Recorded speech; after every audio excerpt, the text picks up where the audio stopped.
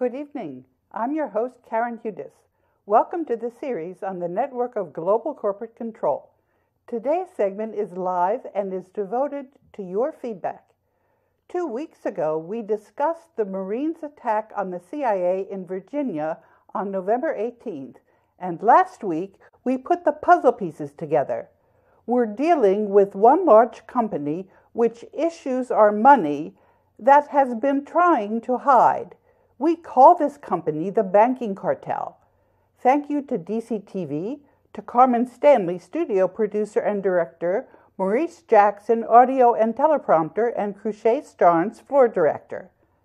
As the people know who have seen one of the segments in this 2.5-year-old series, I upload the segments on the internet and answer your questions, either from the comments section or from your emails. YouTube has most of the archives for many of the segments, and archive.org has the segments on the military, gold, and secret societies. We are pre-recording the next 2 weeks' segments. One segment will be on gold, and one segment will be on divide and conquer. YouTube has been heavily editing your questions, hiding my responses behind various buttons, and removing some of the comments and responses entirely. The Banking Cartel is trying to confuse people with planted questions from sock puppets. That is why it's important for people to raise the issues in the global currency reset with people close to them and to distribute the discussions further out, either over the internet or with the people you know. YouTube's editing and censorship shows that the Banking Cartel wants very badly to suppress or try to explain away whatever I have to say. This strategy has backfired.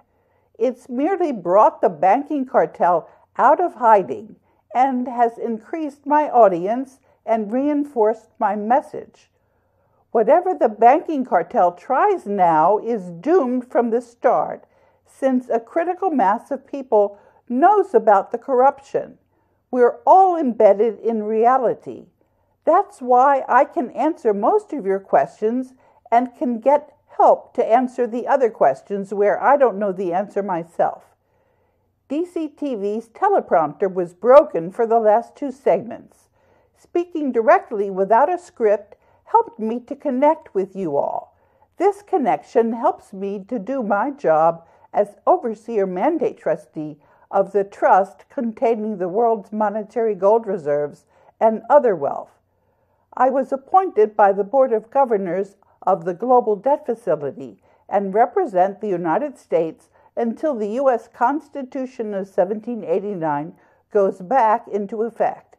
The world's wealth, deposited in the World Bank and IMF at the end of World War II, underpins the global currency reset to wind down the Banking Cartel. My message about the global currency reset has been picked up. The rest of this segment is going to show you that this is indeed the case. And one of the things that I tweeted was a question asking me whether I was real and whether I was actually going to bring this entire house of cards down. People distributed the message out over the internet, including a blog called, which was issued by Ann Bakai, and this was on WordPress. Peter, and this is not his real name, sent me an email pledging his word to take down, quote, this entire house of cards. House of cards, that's a weak and fragile structure, plan, or organization. And an example is her scheme to reorganize the school sounds like another house of cards. Or Jerry built his entire business on what turned out to be a house of cards. This metaphoric expression alludes to the structure made by balancing playing cards one against another.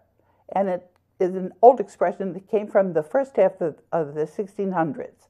And this is an email that a fellow that I'm calling for our purposes, Peter, sent on the 9th of December.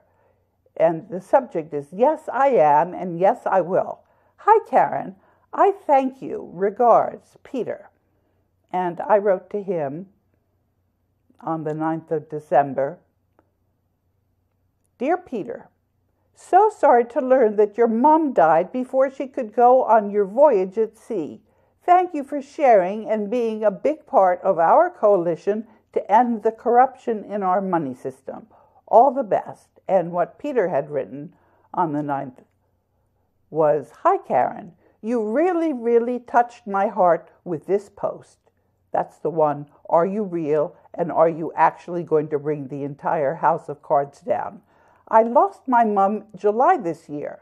My wife and I were already booked on Queen Victoria along with my mom. We're now going aboard to scatter her ashes at sea in December, with the captain overseeing an already booked ceremony. So, in answer to your question, I will bring this entire house of cards down. You have my word on it. Regards, Peter.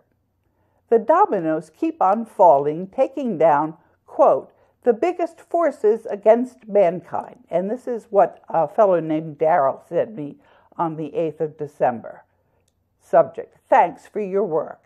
Hello, I just wanted to thank you for all of your courageous work. You're up against the biggest forces against mankind. I applaud you for your efforts. How can people help you with this movement? Cheers, Daryl. And what I said back to Daryl. Dear Daryl, thanks for your question and compliment. It is the question. Yes, you have it right. The network of global corporate control, also known as the Banking Cartel, which is bringing us the world's corrupt money system, is the biggest force against mankind. Well, you've confirmed that the coalition I'm working with has gotten our message through, and you're right to want to help out. We're counting on you and others like you. We expect enough people to pitch in, including the militaries. We saw that on November 18th when the Marines attacked the CIA. What can you do? First of all, involve some people that are close to you and follow as we, humanity, take back our world. The first thing everyone needs to do is to get the merchants in their communities to accept local currencies. This is like a barter system. There is no one proper way to do this. Just mimic what Berkshire's and other local merchants in their communities have done. Your email confirms that we remain on track to take back our world. The dominoes are falling. They don't just simply fall. We're all relying on your involvement and the involvement of others similarly situated. And then I signed off as acting general counsel and overseer mandate trustee. I produced this series on DCTV to get the word out about the world's assets on deposit in the World Bank and IMF in the global debt facility. Somehow, on the 31st of October, the script for the live segment implementing the global currency reset was deleted from DCTV's teleprompter. Instead, we reversed the order. The segment for the live show was Know Your Enemy. I had a copy of the teleprompter script with me, and we pre-recorded the segment on the global currency reset for viewing last week. And then there was a program on Swiss Nazis, whom we call the Network of Global Corporate Control. They've been operating out of Switzerland ever since the Templars were outlawed in France on Friday, October 13, 1307, when the French King Philip the Fair arrested all the Templars in France. A critical mass of people have learned about the Banking Cartel and its propaganda and its lies. Reality is different from what you read in the Banking Cartel's publications and also what you learned at school. It turns out that the corruption in our money system has made a big difference in the way we live, and that is going to change as we work together to clean things up and understand how so many of us have been duped by this corruption. You know by the number of comments that there are many more viewers than the numbers YouTube shows. I wanted to put one question out for everyone to think about. I already deleted one comment about the bankers all being Jewish. This is a divide and conquer kind of comment. We're going to have to figure out that some Jews are good and some are bad, along with everyone else. Yes, we know that the banking cartel and its center, the bloodline families, have been trying to hide behind Israel and the Zionists for a long time. All of this is coming out in the wash. And a fellow named Dr. Cyclops wrote, Karen, how will the global currency reset adjust the wealth of the criminal element like Soros and the Rothschilds? I'm hoping it brings them back into the realm of reality. And my response, it's going to take a while, as many of the rules are going to have to be decided after we've decentralized. There's now a ceiling of $1 million per person on the amount of Federal Reserve notes that can be exchanged for dollars containing gold dust. This is called Orem. I've derailed the banking cartel's many attempts to steal the assets in the global debt facility. The link works after a delay. Humanity's patrimony remains with humanity. I have told this to the banking cartel, and the banking cartel's agent banked Carlson. And then I put an email to Banked, which I sent on the 29th of July. Dear Banked, there are no successor heirs. Ferdinand Marcos assigned all the assets of the world to the global debt facility. The wealth of the world is not in the estate of Marcos or any of his relatives. Ferdinand Marcos used many pseudonyms. I already told this to Tiburcio Villamor Marcos Taliano Tagian on the 27th of February in 2016. It's up to the Board of Governors to authenticate the signatories to the global debt facility, as stated in paragraph 6 of the Bilateral Minesfield Breakthrough Successor Agreement. You can read what Bengt Carlson tweeted, and then I put a link in the teleprompter. The banking cartel is not succeeding in stealing the world's wealth. I got a major boost when the news about the CIA inventing the term conspiracy theorist hit the internet. What you're hearing in this series is reality. What you're mostly hearing elsewhere is only a nightmare and lies and propaganda brought to you by the banking cartel. Last August, we answered the question that many of our viewers have been asking. When were they going to see hard evidence that we are in reality and the rest of what you're hearing is lies from the banking cartel? The segment was called The Nantucket Sleigh Ride. We said that the banking cartel was like a mortally wounded whale that had many harpoons embedded in it, and it was dragging the rest of us along like a small whaling boat. What were the harpoons? The CIA memo calling the people who figured out that JFK was assassinated by the banking cartel conspiracy theorists. The CIA attempted to bribe me with shares in the CIA lawsuit to steal assets from the global debt facility. This is important because I'm the trustee for all of humanity's wealth in the global debt facility, which includes the monetary gold reserves and other wealth of the United States and the rest of the world. The banking cartel's failed attempt to nuke Charleston and fire a first nuclear strike against the Soviet Union. As proof, we ran a forgotten November 10, 2013 interview by Christopher Hudson that had 500,000 views. It was called Whistleblower, Secret Plot to Nuke Parts of the USA Exposed. The banking cartel is trying to turn things back around and is failing miserably. We are on a one-way street to getting rid of the Fed. The banking cartel made a huge mistake in its September cover story by Kurt Andersen in The Atlantic, titled How America Lost Its Mind. The first sentence in that article is, When did America become untethered from reality? My tweets on August 16th were erased, but not before I took screenshots. I reminded The Atlantic and Kurt Andersen of the CIA memo that invented the term conspiracy theorist to stop critical thinkers from asking questions about John F. Kennedy's assassination. I tweeted, "The Atlantic is owned by the banking cartel.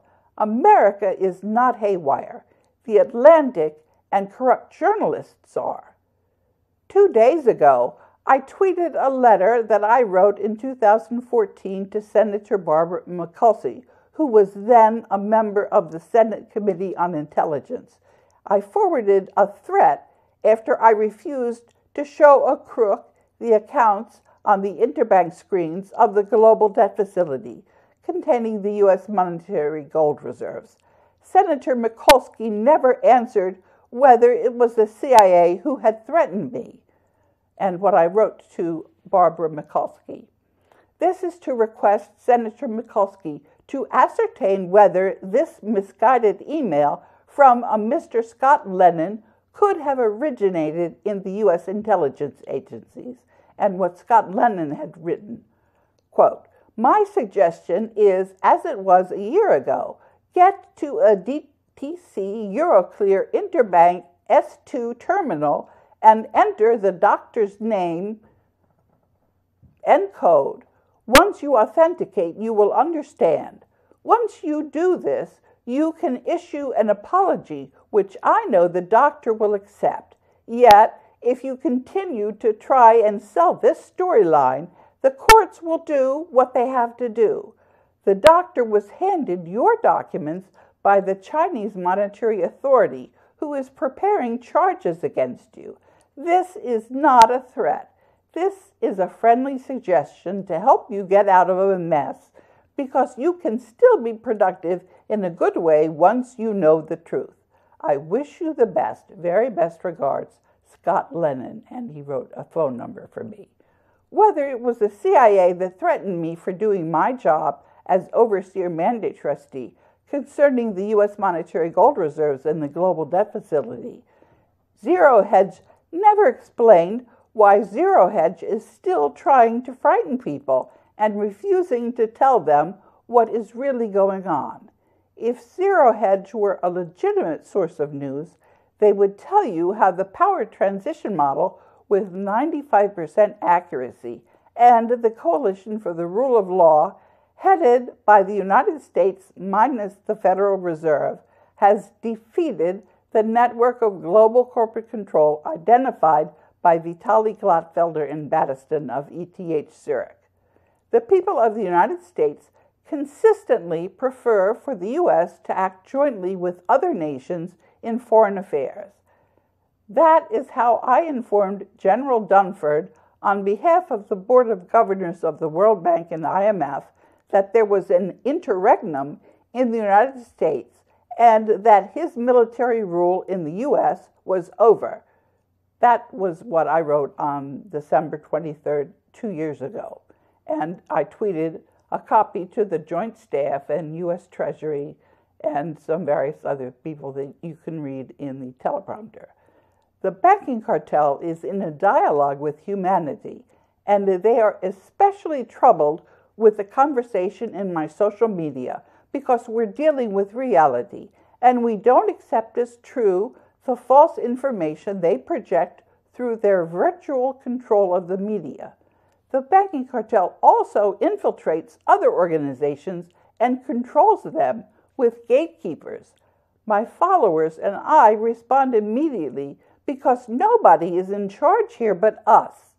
The banking cartel usually responds with several days of delay, as they register our responses and convey these up their chain of command. The banking cartel doesn't want people to know how many supporters I have. That's why Twitter analytics blocked out my main followers. After I tweeted this fact, Twitter analytics put back some of the information they have blocked out. The banking cartel is still blocking out information on most months about my top followers, because the banking cartel is trying to hide information on the size of my following. This segment is devoted to your feedback. I'm getting very encouraging feedback. The rest of this segment has been written by a friend on Facebook, Karen Bailey Moore. And this is what she wrote, taken from some of the things I put out on my social media. We do have a way in place to transition our money system peacefully. Follow the work of Karen Hudes for truth about the world banking system. And on the 5th of December, I published, last week we talked about the show of force to the CIA by a Marine Expeditionary Unit and said that the U.S. military knows that the CIA is headquartered in Switzerland and doesn't have the security interests of the United States as its mission. This indicates that enough people in the military remain loyal to the U.S. Constitution and to their oaths to prevent the demise of the United States. This is also since Germany and Japan do not want the U.S. military to surrender unilaterally because of the unconstitutional Federal Reserve notes. The corruption coming from the central banks and the rest of the companies that own them, that's the banking cartel, through a rigged money system is getting exposed. The secret martial law that was in effect in the U.S. ever since the Civil War in 1861 is over, now that a critical mass knows. A critical mass of people sees through Donald Trump's charade. This includes the U.S. military, over 70% of them, according to my information. The banking cartel has lost its ability to manipulate us and is continuing to lose more and more control. The banking cartel owes more than $2 quadrillion and is being wound down in a trust called the Global Debt Facility. The more the banking cartel tries to convince us that it's business as usual, the more we see that this is not the case. The dominoes keep on falling, taking down the biggest forces against mankind. And then on the 16th of December in 2016, Stop the Criminal Swiss Nazis. And that was also published on the 12th of July, 2016. Today's segment is based on Sean Hiros's YouTube video in French called Stop the Criminal Swiss Nazi.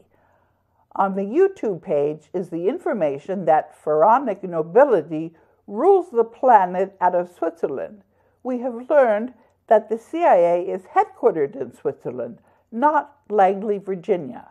I put this information up on my social media and people asked me to translate it. The banking cartel has lost its ability to manipulate us and is continuing to lose more and more control. The banking cartel owes more than $2 quadrillion and is being wound down in a trust called the Global Debt Facility.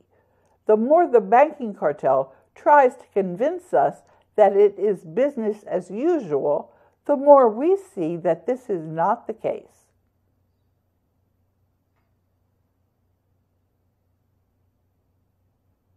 And if we come to the end of the teleprompter, then I can skip to something else. We have 5 minutes. That's fantastic. Okay. Well, I'm pre-recording 2 segments, and one of those segments is has something very interesting that I wanted to read you. It was up on a Facebook page, and I had tweeted it back in November. What this is telling you about how the World War II was actually directed by the Jesuits, and I'll read this. It's, as I said, it was published, and Alice Castano put it up on my Facebook page. And you can go to the teleprompter that I'm going to be tweeting later today to read the rest of this. The Jesuit influence over World War II. Quote, "Not many people realize how involved the Vatican was in events leading up to, during, and after World War II. The story is so complex it would take a book to explain what was happening in detail. To simplify this brief account, we start with a bold effort by the late Pope Pius XI to expose the fascist powers, the governments of Italy's dictator Mussolini and Germany's Nazi dictator Adolf Hitler, and excommunicate them from membership in the Catholic Church before the world went to war. And let me just interrupt here. It's true that Pope Pius XI tried to do that, but as we've been explaining, there is a hierarchy in place over the Vatican. That's the Jesuits, and above them is the pharaonic bloodlines. And what happened to Pope Pius XI is he was assassinated before he could put this out. But the information is now becoming available. And let me pick up reading. I wanted to do that because I'm going to have to close this in 3 minutes. Okay. The Pope hired noted author John Lafarge, an American Jesuit, to prepare a speech he planned to make during an encyclical gathering of bishops on the 11th of February 1939. But Pope Pius XI never made that speech. He mysteriously dropped dead on the 10th of February. They said it was a heart attack. Cardinal Eugenio Pacelli was elected to be the next pope. He took the name Pope Pius XII. Upon taking office, Pacelli surrounded himself with Jesuits. He employed German and Dutch Jesuit advisors, including Robert Lieber, Augustin Bie, and Sebastian Tromp. The Lafarge document was never made public. Within months after Pacelli was made pope, the Roman Catholic dictators Hitler, Stalin, and Mussolini launched World War II. Working behind the scenes in the above scenario was a powerful Jesuit priest known as Superior General Vladimir Ledachowski, a Polish head of the Jesuit Society, otherwise identified as the Black Pope. Ledachowski served in that capacity from 1915 until his death in 1942.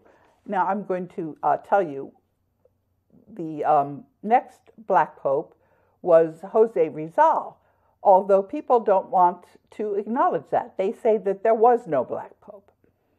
In today's segment, we've been looking at the way that my followers have been taking on the responsibility for taking down the banking cartel. The banking cartel is becoming increasingly visible. The banking cartel had to remain invisible in order to maintain its right to issue the world's currency. As I have said, we are on a one-way street to the global currency reset. Until next week, I'm your host, Karen Udis.